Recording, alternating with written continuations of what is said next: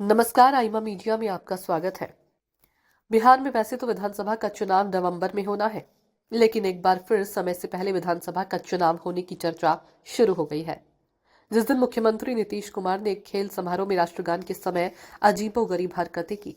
राष्ट्रगान के दौरान बगल में खड़े अपने सलाहकार दीपक कुमार से बात करने और सामने बैठे पत्रकारों को नमस्ते करने लगे। कहा जा रहा है कि उस दिन जल्द चुनाव कराने की अनिवार्यता भाजपा को भी समझ में आई। जनता दल यू के नेता तो पहले से चुनाव के लिए तैयार हैं। हकीकत तो यह है कि 2020 के विधानसभा चुनाव में 43 सीट पर सिमटने के बाद से ही नीतीश कुमार जल्द चुनाव चाहते थे ताकि उनकी संख्या सुधरे।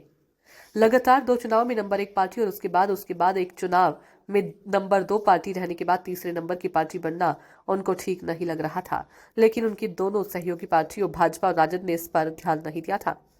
जानकार सूत्रों का कहना है कि भाजपा पिछले कुछ दिन से इस बात का इंतजार कर रही थी कि नीतीश कुमार की शारीरिक और मानसिक अवस्था ठीक नहीं है, तो उनको मना कर और उनके आसपास के सलाहकारों को समझाकर भाजपा उनसे मुख्यमंत्री पद छुड़ा लेगी। वे इस्तीफा दे देंगे और भाजपा का मुख्यमंत्री बनवा देंगे, लेकिन ऐसा होता नहीं दिख रहा है। नीतीश और उनके सलाहकार किसी हाल में मुख्यमंत्री पद छोड़ने को तैयार नहीं है। इस बीच जनता दल यू की ओर से नीतीश के बेटे निशांत कुमार को आगे किया जा रहा है और पार्टी के वारिस के तौर पर पेश किया जा रहा है। इससे भी भाजपा को लग रहा है कि इस विधानसभा में भाजपा का मुख्यमंत्री बनाने का सपना पूरा नहीं होगा।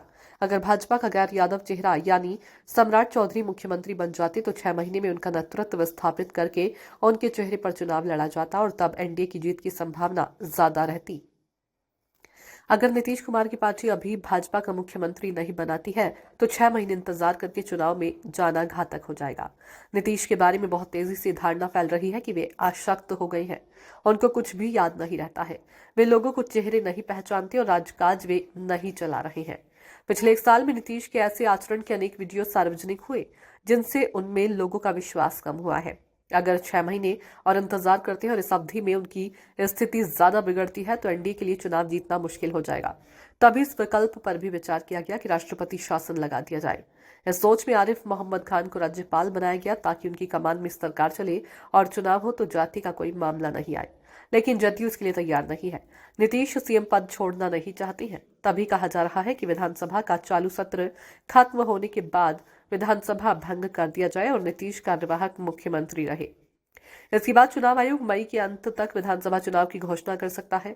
इस तरह से नीतीश सीएम रहेंगे और नहीं भी रहेंगे और एनडीए उनको सीएम चेहरा घोषित के बगैर चुनाव लड़ेगा। अघोषित चेहरा सम्राट चौधरी का होगा।